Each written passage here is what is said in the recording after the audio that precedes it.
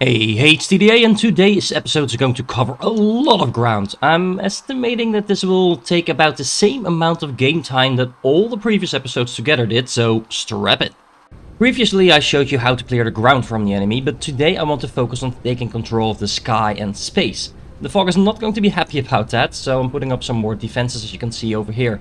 Now if you're using a small blueprint like I'm here that includes a signal tower, don't forget to take those out because you don't really need 5 or 6 of them standing next to each other.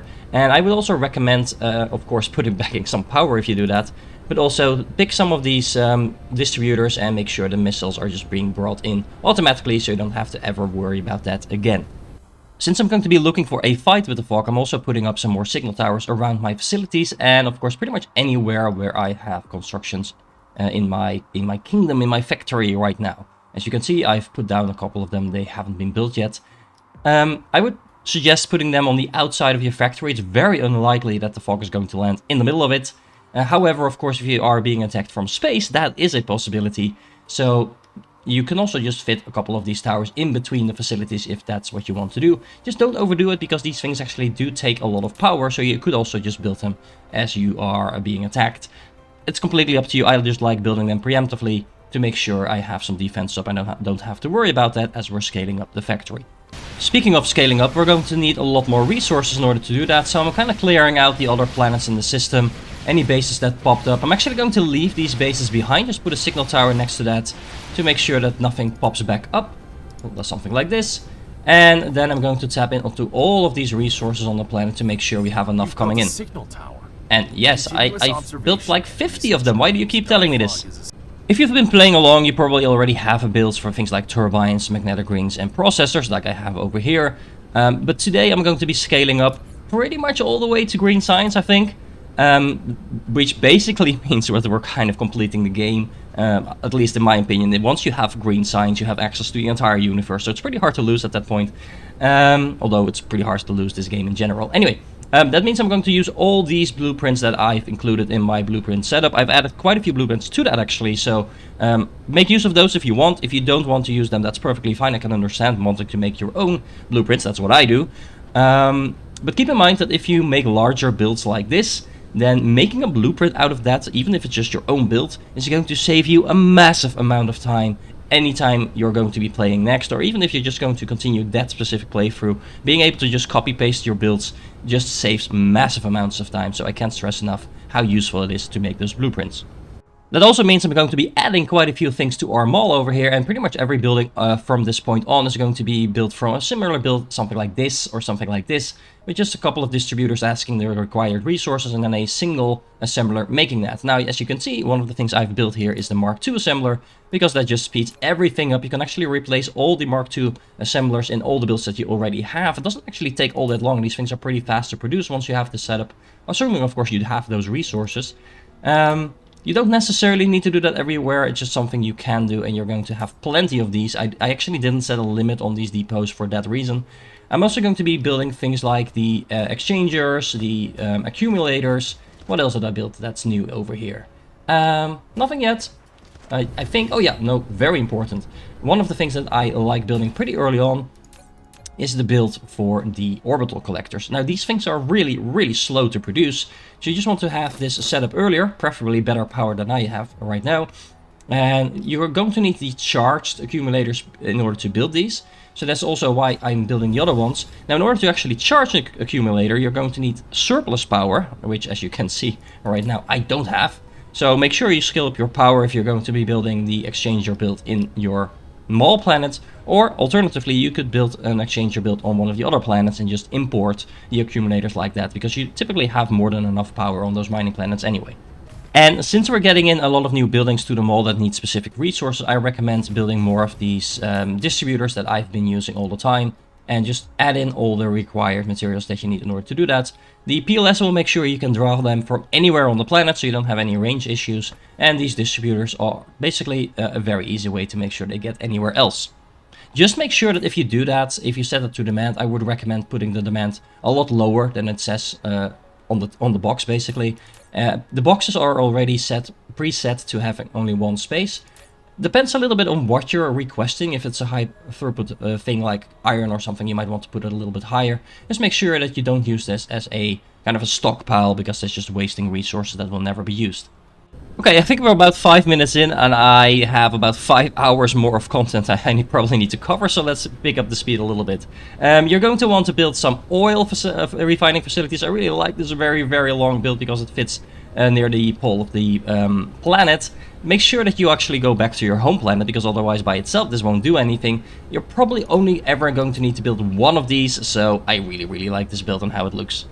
Next up is a build for titanium alloy, which is something that's used in pretty much everything from this point on, so you might even want to build this thing twice. My blueprint actually includes a second half to this build, which is made to build frame materials. Now you might want to actually initially delete this second half or disconnect it at the end, well, at the start here anyway. Because you don't really need the frame materials this early on. I just like having it already built. If you do keep it, just make sure you set this to a smaller limit, like just build 500 of these things so you have some of them. You do actually need them for some of the buildings pretty soon, so you might as well pre-build some of these. But again, just make sure you set the limits to something that makes sense at the point of technology that you're at. Next up is a pretty straightforward build that's making plastic, acid, graphene, as well as nanotubes, and you're probably going to be running into some supply issues early on, because you need like tons of water, oil, well, pretty much all of these basic resources. Coal could actually also be a problem, because you need quite a few of these energetic graphite things for a lot of the more complex things at this point on, before you get access to the rare materials. So don't be worried if this isn't completely functioning from the get-go, but just keep an eye on what the base resources are that you're missing, and make sure that you supply your planet with as much of those as you can at this point in the game. And that probably means you're going to have to build a couple of these more basic facilities again as well, and just to make sure you have enough things like silicon and graphite coming in. Now, typically, the problem is not that you don't have enough of these facilities making these base resources, but that you're not having enough resources, raw resources, coming in at this stage of the game. So there's no reason to build more of these facilities if you're not bringing in enough resources. So focus on that.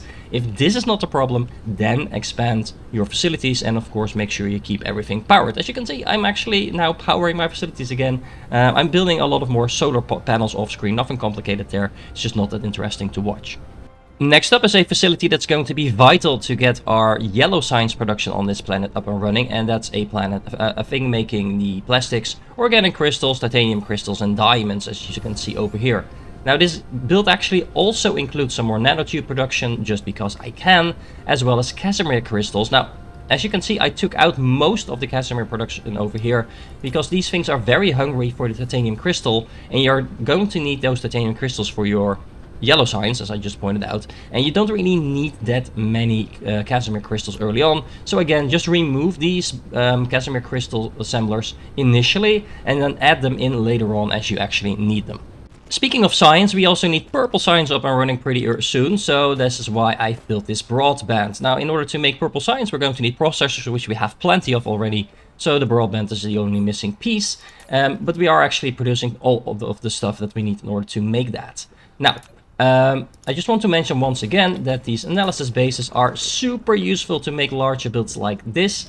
You can just plop a couple of these down around the edges of your builds, and then you can just fly away and they will build the entire blueprint for you. So again, that's just a massively convenient way of scaling up your production really, really fast, assuming you have enough things like belts. Because, for example, like I've shown over here, if you place down a blueprint while you don't have enough of the buildings in your inventory, like the belts I have in this example, then this won't actually do anything either. So you actually need to put in the belt in this inventory in order for them to continue building, and then they will just draw that from their inventory.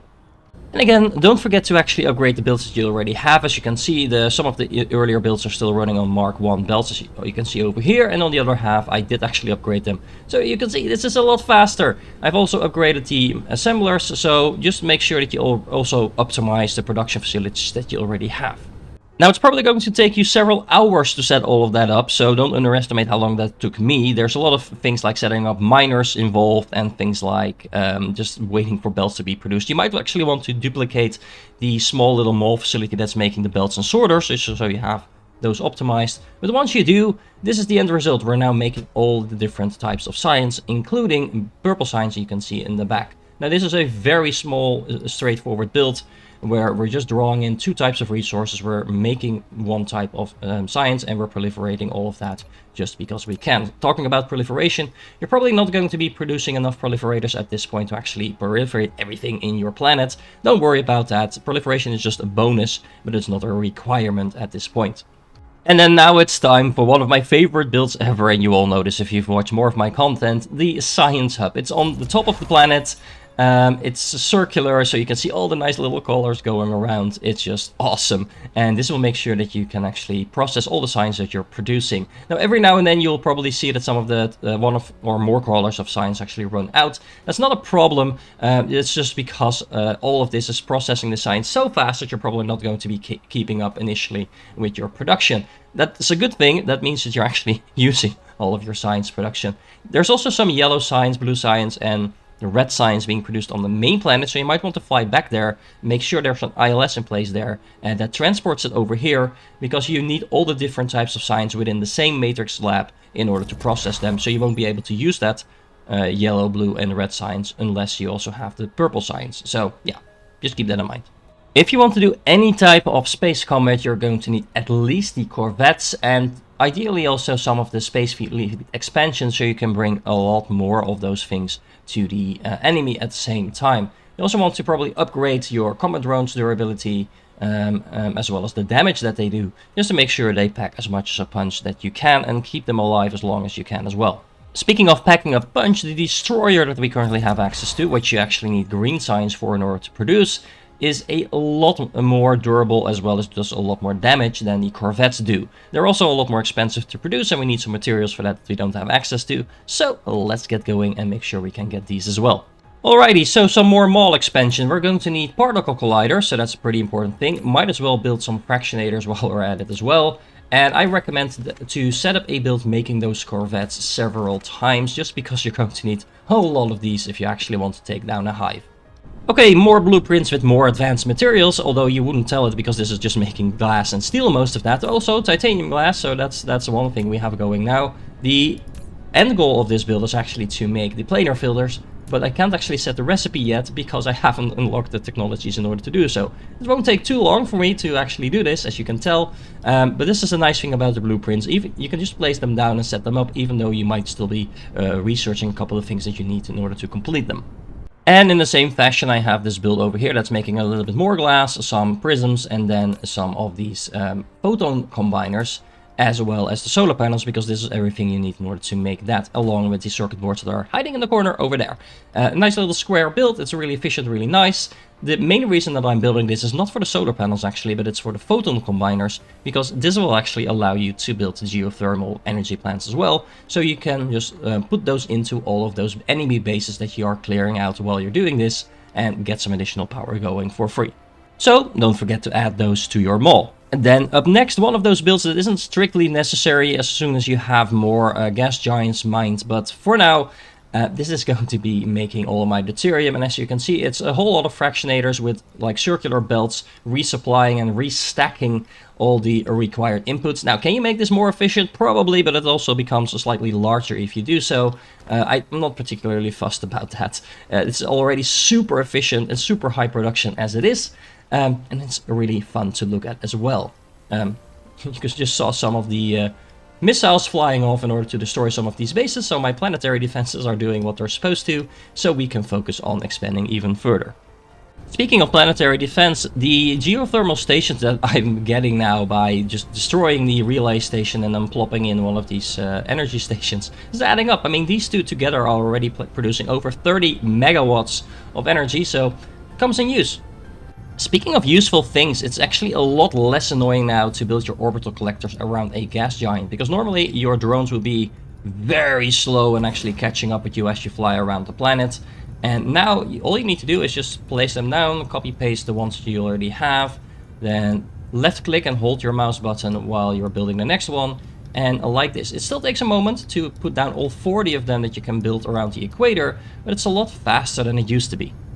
Now, since I happen to have a gas giant that produces fire ice, I'm also building one of my first rare production facilities. This one in particular is making the nanotubes as well as the rare recipe for the graphene, I should say. And this is basically going to produce all the graphene that we're ever going to need, because now we have an infinite supply of fire ice, and that means we have an infinite supply of graphene as well. And that's just going to remove a couple of very important bottlenecks from our production. Now, I don't actually have the rare resources, the spiniform I think it is, sorry, stalagmite, for the nanotubes yet, but might as well just build this and have this good to go once we unlock warpers, and we do have access to those. Okay, we're getting there. This is another build specifically made to make particle containers as well as strange matter. I actually deleted a couple of these particle colliders just to make sure I'm getting a little bit more particle containers than I'm getting strange matter, because that's one of the main thing that I was lacking at this point in my playthrough. In case you're missing the idea behind all of these builds, all of them are designed in such a way that I'm drawing in base resources, so things like iron, gears, anything that I declared as a very basic thing, and then everything else is actually produced in the build itself. So I'm making more magnetic rings over here, I'm making the engines, I'm making the turbines, then I'm making the particle containers, and then I'm making the strange matter. So everything is actually produced within the build itself. So all I need to do in order to make sure this keeps working is make sure I have these base builds that are producing these basic resources, and I have enough of those coming in to make sure everything else is working, so we don't have things flying all over the place. This is a major power saver, because I am not using too many drones and bots and vessels and stuff like that to transport everything all over the place. But I'm also making things modular at the same time, so it's easy to scale up. What else should I say about this? Well, actually, the strange matter you're going to need a lot more of, so keep an eye on the particle containers and strange matter. As soon as you find yourself lacking strange matter, don't forget to put in some more of these particle colliders, and or even replicate this entire build. Just don't do so too early, because this is a very, very material hungry build. So yeah, it took me about 5.5 hours compared to the start of this playthrough to get to this point, but now we have lenses in production. You can see we have actual lenses, and it also means that we can start producing warpers if we want to. Now, typically, again, for those of you that have played before, you already know this, but even though you can actually make warpers out of lenses directly, I recommend that you never ever do that unless you're in some kind of emergency, because making them from the green science that you can actually use the lenses to make is way more efficient than making them straight up from the lenses. As you can see, you get 8 of those from the green science and only 1 of those from the lenses. And if you look at this recipe, you're actually getting 2 green science out of 1 lens. So you're basically getting 16 times as much warpers if you make your warpers from green science. So yeah, take that into consideration, please. And then last but not least, we have the quantum chip build. As you can see, this is a super simple build. There's actually a more advanced one in my blueprint collection as well. But this is the one I recommend that you start out with, because all you need to do is just throw some processors in there, some planar fills that I actually have in production now. Not entirely sure why we're not getting the processor, so I'll have to look into that. Probably some supply issues somewhere along the way. But yeah, once these are up and running in terms of production, we can start working on our green science. Now, over these past hours, I've pretty much been playing the game as I always do, so I'm not sure if that's a good or a bad thing. Every now and then there's a planetary base that pops up that we need to take out, or an attack that I didn't realize was going to come in, so I need to kind of pop off to another planet and destroy some base over there. But the missiles make that more or less a trivial thing. Sometimes you do need to actually go to the planet because they landed in a place that was outside of the grid, but other than that, it's not really an issue. And as you can see, I'm pretty much getting to the point where I've completely set up my mole planet. Yeah, so honestly, it feels like kind of a normal playthrough. If you're wondering about the combat in your game, this is kind of a way of me telling you that don't worry about it too much. As long as you set up some defense, it's not too big of a deal. At the same time, shouldn't it be a bigger deal? I'm a little bit torn about this, but let me know in the comments what you think. Anyway, let's make sure we have some planetary defenses on all the planets, including my starter planet. I recommend putting an ILS in there to request some missiles, and then connecting those missiles to a logistics distributor, and then just making sure that you do exactly the same as what I just did at the start of this episode. Delete all the different signal towers except for one. just so the things are all in range, and this facility is actually defended itself as well. This is the main purpose of the signal tower being in here.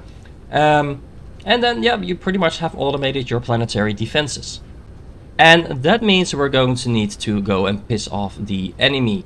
Now, the way you do that is actually by selecting your missile turrets and setting them to attack the upper air. This is where the relay stations are, and basically this makes sure that any relay station that lands on your planet will be destroyed. Hello? Well, speaking of which, apparently this is a relay station coming in. It always scared the hell out of me, actually.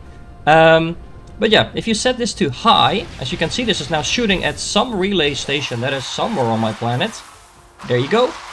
This will also make the fog really, really angry. So as soon as you start doing this, you can actually permanently clear out anything that comes into your planet, but be ready for the fog to strike back.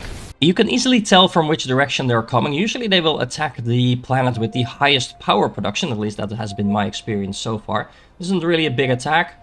And if we go to the planetary view, you can actually see my ships flying around here as well, my corvettes that I've been producing. And of course your missile turrets are also going to do a pretty good job in actually defending your planet as well. So it looks kind of awesome, I have to say, this whole planetary thing. It's only 5 ships, so this took out a small little wave. It's really enjoyable to watch this, and I have to say the developers did a very good job in implementing this in a way that looks visually stunning. Now, if during your playthrough you feel like you're well established and you kind of want more of a challenge, what you can do is fly up to the Dark Fog communicator that will be flying somewhere near the edge of your system, usually. As you can see, I'm a little bit outside of my system currently. You can see this thing from any planet, so it's just a matter of looking around where it is. You can fly up to it, slow down, and as you can see, you can then interact with this. If you do, you actually get a menu pop up like this, where you can set the difficulty. What you can do then, assuming you can manage to stay close, is actually improve or decrease the difficulty or aggressiveness of the Dark Fog. Now, why would you want to do that? Mostly because you want either less or more of a challenge. However, it won't actually change the difficulty of your playthrough. So you won't get more or less contribution to metadata, for example, because it will look at the original setting that you had before you started the game. Oh, almost forgot to mention this. I've never actually used it, but you can set a truce with the Dark Fog as well. So basically that prevents them from ever attacking you for a small amount of time by spending some metadata. Now, why you want to do that, I don't really know, because either you are in a good position or you're in a very bad position and you probably want to kind of fix that. I don't know.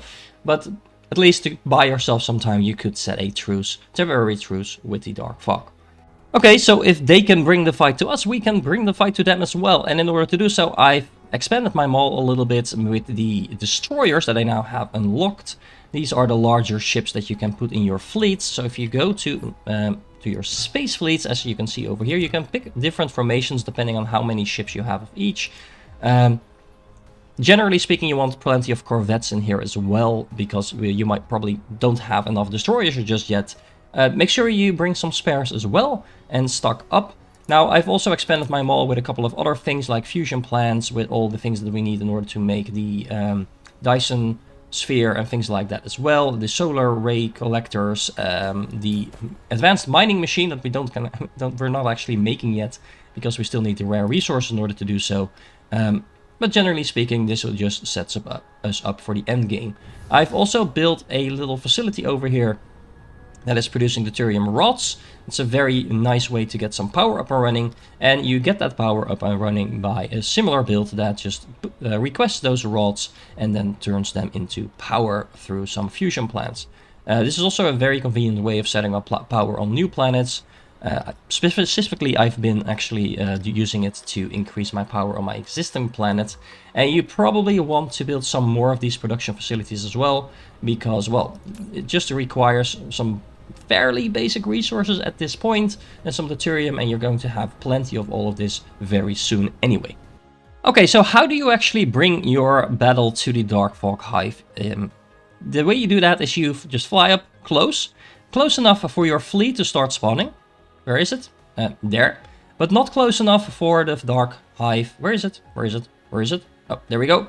not close enough for the Dark Fog Hive to actually start attacking you. I don't care how strong your Icarus is, if you fly too close to this thing, you will completely get obliterated really, really fast. So you want to keep your distance. As you can see, there's quite a bit of defenses in there, along with some actual buildings that will start shooting at you as well.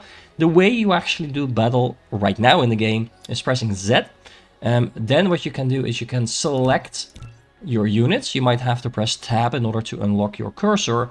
And once you do, you want to send out your fleet, which is usually done by just clicking on some of the enemy units. As you can see, there we go. My fleet just flew off and started attacking that, and they will start swarming the enemy. And you can see they're doing some damage. They're taking out some ships. You can also see my power being drained really, really fast now. The reason that that is happening is because I'm actually rebuilding the ships in my fleet, as you can tell, as they are getting taken out. I have to rebuild them, and that costs power. So as soon as you drop to 0 power, you want to fly back to the planet and rebuild or restock your power, actually. Restock any ships that you might be missing, and then just fly right back in and do it all over again. So here is the end result after me flying back and forth with some of my attack waves, like 4 or 5 times probably. As you can see, there's a lot less defenses around the Dark Fog Hive, and also I also took out some bases within the Dark Hive, although that's a lot harder to tell just at a glance. It works. Obviously it works. I took out quite a bit of the defenses actually, but it's also a very tedious and slow process. So would I recommend you doing this? I don't know really, to be honest. It seems like a lot of hassle. It might be more efficient to just continue building and keeping and drawing in some of these ships as you go, and just making sure you keep them off your planet so they won't be able to really rebuild, and slowly kind of pick away at the Dark Fog Hive whenever you feel like it. Anyway, you can definitely take out the Dark Fog Hive like this. It just takes a lot of time.